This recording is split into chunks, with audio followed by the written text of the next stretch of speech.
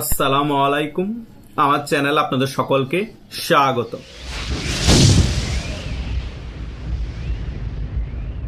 বিগত কিছুদিন যাবৎ রাষ্ট্রপতি শাহাবুদ্দিন চুপ্পুকে নিয়ে জামাত ইসলাম এবং এনসিপি বিএনপিকে চাপে রাখছে এবং হুঙ্কার দিয়ে তারা বক্তব্য দিচ্ছে 12 তারিখ সংসদের প্রথম অধিবেশনে রাষ্ট্রপতি শাহাবুদ্দিন চুপ্পুর ভাষণ দিয়ে যাতে শুরু না হয়।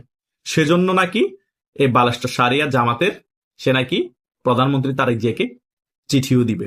এখন আমার কথা হচ্ছে, রাষ্ট্রপতি শাহাবুদ্দিন চুপ্পুকে নিয়ে এত ঠেলাঠেলি কেন? 5 আগস্টের পরবর্তী সময় থেকে জামাত ইসলামী এবং এনসিপির টোকাইরা অনেক ঠেলাঠেলি করেছে, অপসারণ করানোর জন্য বাধ্য করেছে পদত্যাগ করার জন্য, কিন্তু রাষ্ট্রপতি শাহাবুদ্দিন চুপ্পুকে অপসারণও করতে পারে নাই, পদত্যাগও করাতে পারে নাই। এখন নির্বাচন হয়ে গিয়েছে, বিএনপি ক্ষমতা চলে এসেছে, এখনো ঠেলাঠেলি করছে, এখনো রাষ্ট্রপতি শাহাবুদ্দিন চুপ্পুকে নিয়ে তাদের চুলকানি আছে। অন্যদিকে বিএনপি আবার অন্য বক্তব্য দিচ্ছে। বিএনপির মহাসচিব মির্জা ফখরুল বলছে যে সংবিধান অনুযায়ী সংসদের প্রথম অধিবেশন রাষ্ট্রপতি শাহাবুদ্দিন চুপ্পুর ভাষণের মাধ্যমে শুরু করতে হবে। এইদিকে এনসিপি এবং জামাতের এক বক্তব্য, তারা রাষ্ট্রপতির বিষয় নিয়ে একেবারে অনড়, হুঙ্কার দিচ্ছে এখনো।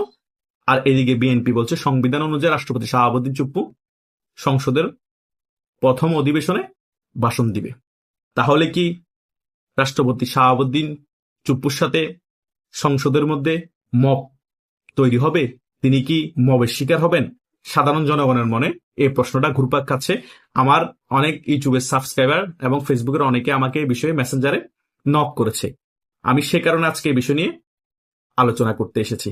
একটা জিনিস মাথায় রাখবেন যে সংসদ এমন এক জায়গা, রাষ্ট্রপতি শাহাবুদ্দিন চুপ্পুকে যদি ভাষণ দেওয়ার জন্য বিএনপি স্পেস করে দেয়, সংসদের ভিতর কারো বাপের সাধ্য নাই রাষ্ট্রপতি শাহাবুদ্দিন চুপ্পুর সাথে মব করা। অনেক কিছু হয়ে যাবে যদি মব করার চেষ্টা করে কোনো এমপি, কারণ তিনি রাষ্ট্রের প্রধান। আর এই দিক দিয়ে ক্ষমতাসীন বিএনপিও রাষ্ট্রপতি শাহাবুদ্দিনকে সাপোর্ট করছে। তাই রাষ্ট্রপতি শাহাবুদ্দিন চুপ্পু সংসদের ভিতর মব হওয়ার সম্ভাবনা খুবই কম। যাদের মনে প্রশ্ন ছিল সেটা মোটামুটি ক্লিয়ার হয়ে গেছে, খুবই কম না, সেখানে সম্ভবই না। যদি বিএনপি চায় রাষ্ট্রপতি শাহাবুদ্দিন চুপ্পু সংসদের প্রথম অধিবেশনে 12 তারিখ ভাষণ দিবে, তো ভাষণ দিবেই। জামাত ইসলামী যত ছাগলের 10 নম্বরের বাচ্চার মতো কা কা করুক, এনসিপি ছাগলের 20 নম্বর বাচ্চার মতো নাচানাচি করুক, কোনো লাভ হবে না। তারা হুঙ্কারে সীমাবদ্ধ থাকতে হবে। রাষ্ট্রপতি শাহাবুদ্দিন চুপ্পুকে সংসদের ভিতরে না, বাহিরেও মব করা এত ইজি হবে না। কথা বুঝতে পেরেছেন? ওনার সিকিউরিটি ফোর্স আছে, ডাইরেক্ট ফায়ার করবে, যেই মব করতে আসুক, সে এমপিও কার যাই হোক। কথা বুঝতে পেরেছেন? শুধু তাই নয়, 5 আগস্টের পরবর্তী সময় রাষ্ট্রপতি শাহাবুদ্দিন চুপ্পুকে মব করার জন্য অনেক জঙ্গি গিয়েছিলেন, ওনার বাসভবনে হামলা করতে পেরেছে। সেনাবাহিনী নিজ দায়িত্বে প্রোটেকশন দেওয়ার জন্য অটোমেটিক্যালি চলে আসবে রাষ্ট্রপতি শাহাবুদ্দিন চুপ্পুকে। তাই মব হওয়ার সম্ভাবনা খুবই কম। আর বিএনপির মহাসচিব মির্জা ফখরুল বক্তব্য দেখে আমরা মোটামুটি ক্লিয়ার হয়েছি, রাষ্ট্রপতি শাহাবুদ্দিন চুপ্পু 12 তারিখ সংসদের যে প্রথম অধিবেশন হবে সেখানে ভাষণ দিচ্ছেন, আর রাষ্ট্রপতি শাহাবুদ্দিন চুপ্পুর ভাষণের মাধ্যমে সংসদের প্রথম অধিবেশন শুরু হবে। কি মজার খেলা দেখেন! আওয়ামী লীগকে সারাদিন গালাগালি করা হয়, আওয়ামী লীগ নাই, আওয়ামী লীগ রাজনীতি করতে পারবে না। এই শাহাবুদ্দিন চুপ্পু আওয়ামী লীগের নেতা, আওয়ামী লীগের আমলের রাষ্ট্রপতি। তিনি শেখ হাসিনার শপথ পড়িয়েছেন, তিনি ডক্টর ইউনূসের শপথ পড়িয়েছেন, এবং মামুবাগনা নির্বাচন যে সরকার এসেছে তারও শপথ পড়িয়েছেন। শুধু তাই নয়, 12 তারিখ সংসদের প্রথম অধিবেশনে তার ভাষণের মাধ্যমে সংসদের অধিবেশন শুরু হবে। আওয়ামী লীগ নাই কোথায়? সকল জায়গায় আওয়ামী লীগময়। রাষ্ট্রপতি শাহাবুদ্দিন চুপ্পুকে যদি সরিয়ে দেওয়া হয়, তবুও বাংলাদেশ আওয়ামী লীগময়। বাংলাদেশের 50% জনগণ আওয়ামী লীগের সমর্থন করে, আর 50% জনগণ বিএনপি, জামাত, অন্যান্য রাজনৈতিক দলকে সমর্থন করে। এটাই রিয়েলিটি। এখন অনেকে বলতে পারেন, এত যদি আওয়ামী লীগকে বাংলাদেশের জনগণ সমর্থন করত, তাহলে 1991 সালে আওয়ামী লীগ কিভাবে নির্বাচনে হেরে যায়, 2001 সালে কিভাবে নির্বাচনে হেরে যায়? একটা জিনিস মাথায় রাখবেন, আওয়ামী লীগ আসন কম পাওয়ার কারণে নির্বাচন হেরে গিয়েছে, কিন্তু ভোট পার্সেন্টেজে 2001 সালেও কম পায়নি। আর 1991 সালেও ভোট পার্সেন্টেজে 19 আর 20 পার্থক্য হয়েছে বিএনপি জোটের সাথে। বিএনপি জামাতের সাথে জোট করার কারণে একটু এগিয়ে গিয়েছে। তাছাড়া আওয়ামী লীগের ভোট বিএনপি জোটের থেকেও হেরে গেল 19 আর 20% হারে। এটাই হচ্ছে রিয়েলিটি। আওয়ামী লীগের জনসমর্থন বাংলাদেশে অর্ধেক, আর অন্যান্য রাজনৈতিক দল সবাই মিলিয়ে জনসমর্থন অর্ধেক। তো সেই বাংলাদেশ আওয়ামী লীগকে বাংলাদেশে বেশি দিন কোণঠাসা করে রাখতে পারবেন না, রাজনীতি থেকে দূরে রাখতে পারবেন না, ক্ষমতা থেকেও দূরে রাখতে পারবেন না। হয়তোবা এখন একটি গণ অভ্যুত্থানের মাধ্যমে পতন হয়েছে, সে কারণে আরো কিছুদিন হয়তো কোণঠাসা হয়ে থাকবে। যখন রাজনৈতিক কার্যক্রমের উপর যে নিষেধাজ্ঞা আছে সেটা রিসেন্টলি তুলে ফেলা হবে, সেটা তুলে ফেলার পরেই কিন্তু বাংলাদেশ আওয়ামী লীগ আস্তে আস্তে রাজনীতিতে ফিরে আসবে, আগের রূপে ফিরে আসবে। বিএনপি বাংলাদেশের রাজনীতিতে থাকলো, কোণঠাসা অবস্থা হয়ে থাকলো, বাংলাদেশের রাজনীতি থেকে এটুকু এনসিপি এবং জামাত ইসলামী বিলীন হয়ে যাবে। কারণ জামাত ইসলামী কখনো বাংলাদেশি রাজনৈতিক দল না, তাকে আমি সবসময় পাকিস্তানি রাজনৈতিক দল হিসেবে চিহ্নিত করি। কারণ জামাত ইসলামের এখনো প্রধান হেডকোয়ার্টার পাকিস্তানের লাহোরে, লাহোর থেকেই বাংলাদেশ জামাত ইসলামী পরিচালনা হয়। যে দেশের রাজনৈতিক দল অন্য দেশ থেকে পরিচালনা হয়, সে রাজনৈতিক দলকে আমি বাংলাদেশের রাজনৈতিক দল কেন মনে করব?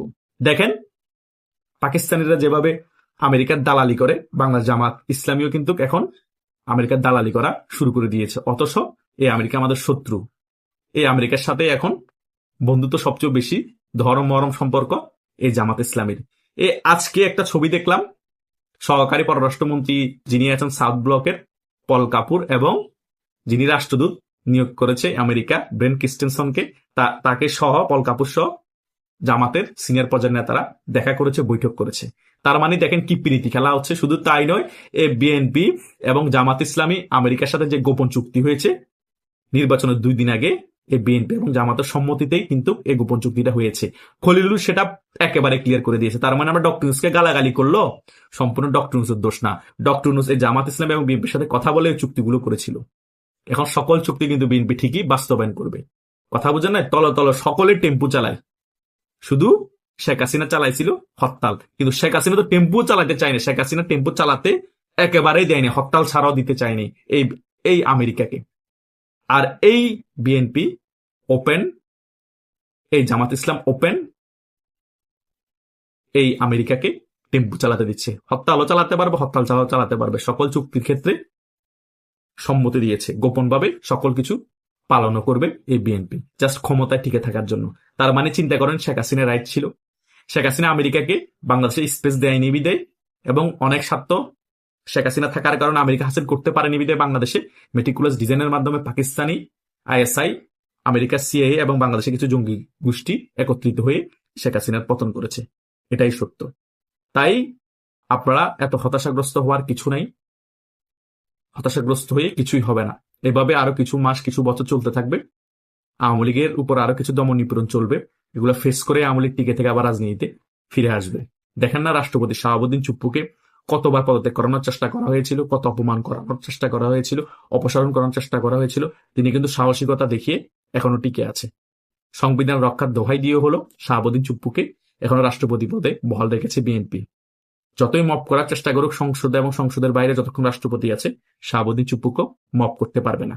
হয়তোবা রাষ্ট্রপতি থেকে সরিয়ে দেওয়ার পর ওনাকে মামলা দেওয়া হতে পারে, জেলে ভরা হবে, মপ করার চেষ্টা করা হবে, সেটা ভিন্ন বিষয়। কিন্তু রাষ্ট্রপতি থাকা অবস্থায় ওনার সম্মান উনি পাবেই, যতই চেষ্টা করুক মপ করার সম্ভব না। আশা করছি আপনারা মোটামুটি সকল বিষয় এই ভিডিও আলোচনায় মোটামুটি বুঝতে পেরেছেন। তবুও যদি কোনো কিছুতে কনফিউশন থাকে, আমাকে হোয়াটসঅ্যাপে এবং ফেসবুকের মেসেঞ্জারে নক করতে পারেন, বা আমার ইউটিউবের কমেন্ট বক্স আছে, এখানে কমেন্ট করতে পারেন। আমি উত্তর দেওয়ার চেষ্টা করব। ধন্যবাদ সকলকে।